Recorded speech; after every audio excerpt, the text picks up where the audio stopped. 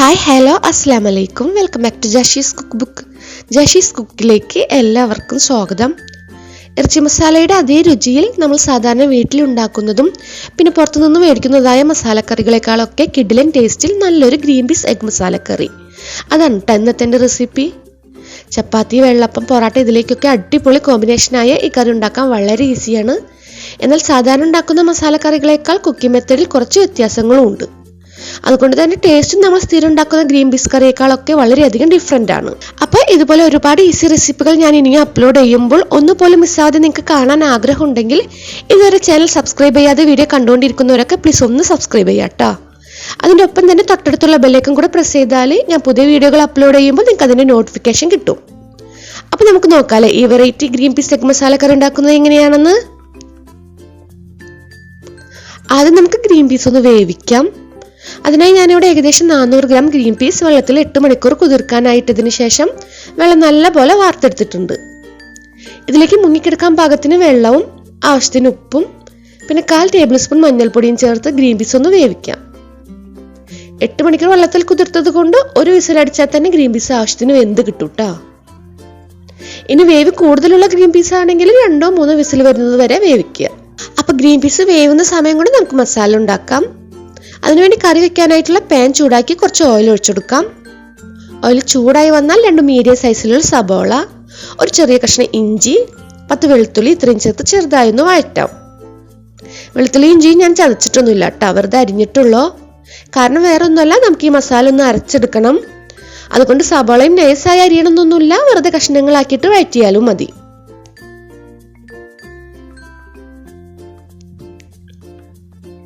ഇതിന് ചെറുതായി ഒന്ന് വഴന്ന് ഇഞ്ചി വെളുത്തുള്ളിയുടെ റോസ്മെൽ മാറിയാൽ തന്നെ നമുക്ക് ഇതിലേക്ക് തക്കാളി ചേർക്കാം. ഞാനിവിടെ വലിയ ഒരു തക്കാളിയാണ് എടുത്തിട്ടുള്ളത്. നിങ്ങൾക്ക് കറിയിൽ അത്യാവശ്യം പുളി വേണമെന്നുണ്ടെങ്കിൽ 2 മീഡിയം സൈസിലുള്ള തക്കാളി എടുക്കാം.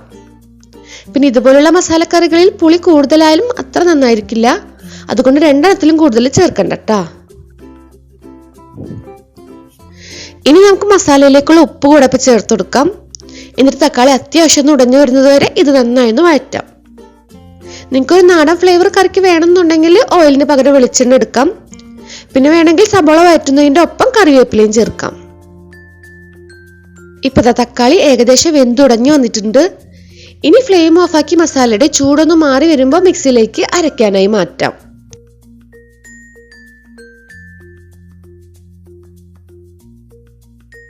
ഈ മസാലയുടെ കൂടെ 5-10 അണ്ടിപ്പരിപ്പും പിന്നെ 1 ടേബിൾ സ്പൂൺ കസൂരി മേത്തിയും കൂടെ ചേർത്ത് നന്നായി ഒന്ന് അരച്ചെടുക്കാം.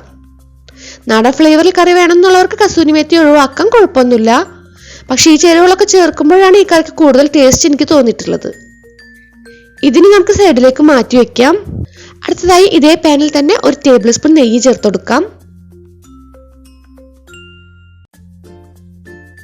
നെയ്യ് ചൂടായി വന്നാൽ ഒരു സബോള ചെറുതായി കൊത്തി അരിഞ്ഞതും പിന്നെ എരിവിനനുസരിച്ച് പച്ചമുളക് നടുകീറിയതും ചേർത്ത് ഒന്ന് വഴറ്റാം. നെയ്യിന് പകരം വേണമെങ്കിൽ ഓയിൽ തന്നെ എടുക്കാം. നെയ്യാകുമ്പോൾ കുറച്ചുകൂടെ ടേസ്റ്റ് ഉണ്ടാകും.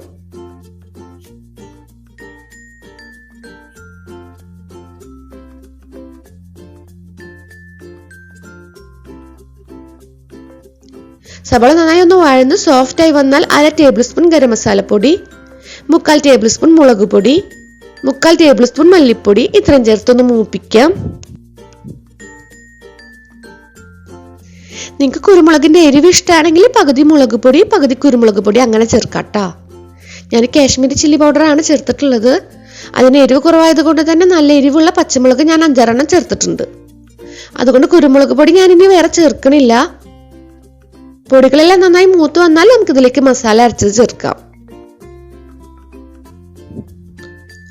കളറൊന്ന് ചേഞ്ച് ആവുന്നത് വരെ നമുക്കിത് വഴറ്റാം.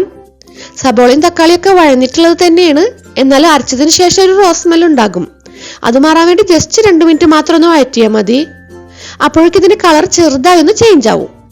ആ സമയം നമുക്ക് ഇതിലേക്ക് വേവിച്ച് വെച്ചിരിക്കുന്ന ഗ്രീൻ പീസ് ചേർത്ത് കൊടുക്കാം. പിന്നെ നിങ്ങൾക്ക് എത്രത്തോളം ഗ്രേവി വേണോ അത്രയും വെള്ളം കൂടെ ചേർക്കാം. മസാല അരച്ച മിക്സിയിൽ വെള്ളമൊഴിച്ച് കുലുക്കി ചേർത്താൽ മിക്സിയിൽ ബാക്കിയുള്ള അരപ്പൊന്നും വേസ്റ്റ് ആവില്ല. ഇനി ഇത് നന്നായി ഒന്ന് ഇളക്കി യോജിപ്പിച്ചു കൊടുക്കാം.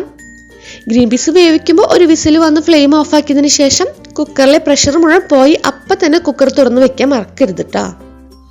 അതല്ല മസാലയൊക്കെ റെഡി ആവുന്നത് വരെ കുക്കർ തുറക്കാതെ വെച്ചാൽ ഗ്രീൻ പീസ് അതിലിരുന്ന് കൂടുതലായി വെന്ത് ഉടഞ്ഞു പോകും. ഇപ്പത്തെ ചെറുതായി തിള വരുന്നുണ്ട്. ഇനി നമുക്കിതിലേക്ക് പുഴുങ്ങി വെച്ച കോഴിമുട്ട ചേർക്കാം. ഒപ്പം തന്നെ കുറച്ച് മല്ലിയില അരിഞ്ഞത് കൂടെ ചേർത്ത് ഒന്ന് ഇളക്കി യോജിപ്പിച്ചു കൊടുക്കാം.